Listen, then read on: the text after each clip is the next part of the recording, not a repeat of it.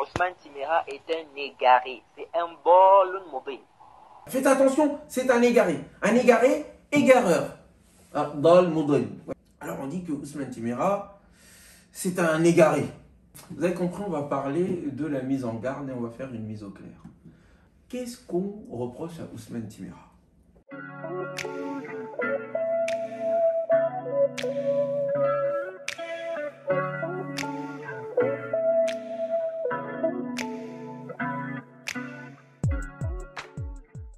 Bon les amis, c'est un sujet important là, très important.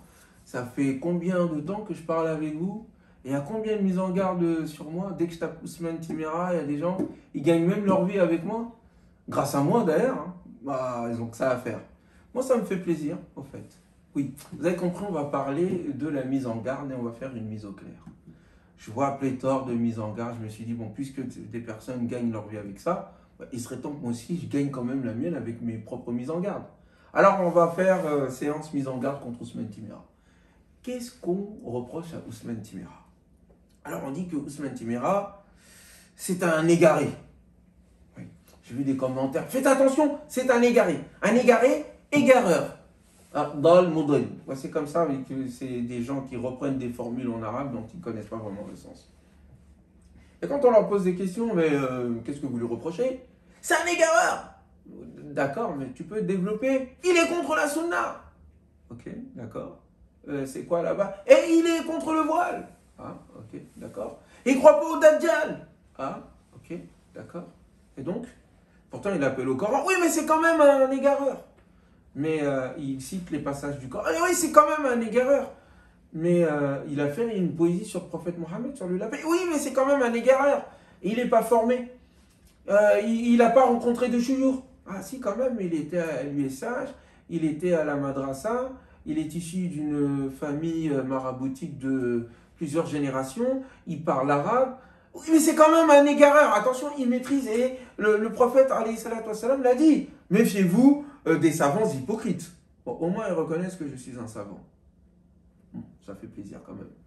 Même si moi, je ne me considère pas comme tel. Mais vous voyez, c'est un phénomène qui est étrange. Le premier point, c'est que le prophète, c'est que le Coran nous dit clairement وَلَا تَنَابَذُوا بِالْأَلْقَابِ بِئْسَ الِاسْمُ الْفُسُوقُ بَعْدَ الْإِيمَانِ. Et ne vous donnez pas des sobriquets les uns par rapport aux autres, car quelle mauvaise chose que de se donner des noms de pervers et de perversité après la foi. C'est une chose qui est clairement interdite en islam. On ne traite pas en islam un musulman, un croyant, de kafir, d'hypocrite ou d'égaré. Parce que ce propos tenu envers quelqu'un qui ne le mérite pas se retourne contre soi de la part des anges qui, eux, ont la parole qui vise juste toujours. Donc moi, tous ceux qui me traitent de tous les noms, c'est vous-même que vous traitez de tous les noms, ce n'est pas moi. Mais je trouve cela vraiment triste. Je trouve cela vraiment triste que vous me vendiez, au fait, pour moi, hein, votre paradis pour trouver une place ailleurs qu'au paradis. Je ne dirai pas le nom. Que Dieu nous pardonne tous. Mais ça n'est pas clair, ça n'est pas scientifique, ça n'est pas correct. Oui, il est vrai que je dis que la sunna du prophète, sur lui la paix, ne peut aller à l'encontre du Coran. J'assume ce que je dis. Et si vous considérez cela comme du kufr, c'est votre problème. Ça n'est pas de la négation. C'est défendre le prophète sur lui la paix et défendre le Coran. Qui oserait parmi vous que quelqu'un me le mette en commentaire, que tous les imams, youtubeurs qui font des vidéos directement ou indirectement, et je parlerai d'eux tout à l'heure, qu'ils osent me dire que le Coran est inférieur à la sunna. Faites-le, dites-le, osez le dire. Si ça, c'est pas du kufr directement. Le Coran est-il en dessous de la sunna?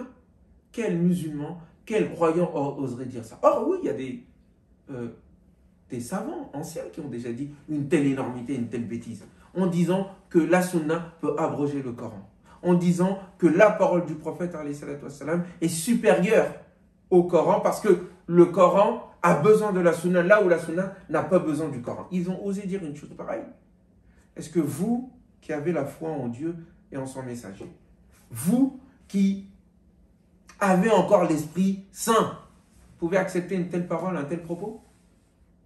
Eh bien, je n'accepte pas cela. Le Coran est au-dessus de tout. Le prophète s'est battu pour cela.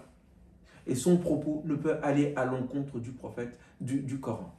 Le propos du prophète ne peut aller à l'encontre du Coran, c'est une règle claire. Le reste ensuite, c'est l'application. On peut se tromper. On peut considérer un hadith authentique ou faux. Alors, d'aucuns me diraient, mais est-ce que tu as les compétences pour cela? Je vous dirais que là n'est pas la question. Là n'est pas la question. La question, c'est en principe, le Coran juge et jauge. Et c'est par lui que nous basons le reste. Si un hadith fait de mon prophète un pédophile, parce que c'est ça que vous voulez qu'on accepte, eh bien je me battrai jusqu'à la fin de ma vie pour que cette accusation soit levée contre lui. Et je démolirai tous les hadiths qui vont dans ce sens-là, parce qu'ils sont forcément faux. Oui. Voilà la différence entre vous et moi. Je réfléchis, je défends le prophète et je défends le Coran. Et aucune parole de savant, aucune parole attribuée au prophète ne peut justifier qu'on insulte le prophète et qu'on dénigre la religion. Tel est mon point de vue. Le Dajjal, qu'est-ce que vous voulez que je dise? Le Coran n'en parle pas. Les hadiths qui en parlent sont des hadiths contradictoires. Et des savants bien plus savants que moi ont remis en cause cette histoire. Il faut lire, les amis. Il faut étudier. Il faut comprendre. Je ne vais pas être là à vous faire un cours sur la pléthore de livres qui existent sur ce sujet-là. Si vous ne prenez pas le temps d'aller lire directement, d'aller étudier et comparer ce que les savants ont dit les uns après les autres sur ces sujets-là. Certains disent que c'est une croyance obligatoire, d'autres disent que c'est une invention issue de l'héritage judéo-chrétien qui s'est introduit chez nous. La question du voile, ce n'est pas une question importante en réalité. Ça ne fait pas partie des piliers de l'islam, ni des piliers de la foi. Mais il y a un gros problème sur ce sujet-là. Et mes arguments jusqu'à présent, je n'ai trouvé aucun savant, aucun soi-disant prédicateur que je ne considère pas comme des savants. Je n'ai trouvé personne qui a pu me répondre et contre-argumenter.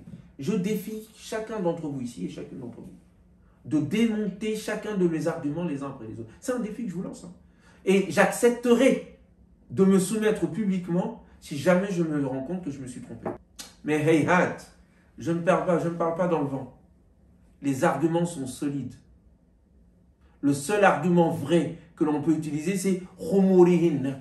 Le khimar a été utilisé par le Coran, donc ça veut dire qu'il c'est obligatoire de porter le voile. Ah, d'accord. C'est comme ça qu'on fait du fiqh aujourd'hui. C'est comme ça qu'on fait de la jurisprudence. C'est comme ça la méthodologie du droit islamique. Malheur à nous pour ce niveau dégradant intellectuellement dans lequel nous nous trouvons. Oui.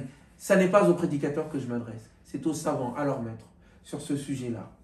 Ça n'est pas un sujet important en soi, mais ça l'est devenu à cause de nous, musulmans, et à cause des laïcards en face de nous qui nous cassent la tête sur ce sujet-là et qui sont en train de criminaliser toutes les femmes qui veulent porter le voile, car après tout, il n'est pas interdit de porter le voile.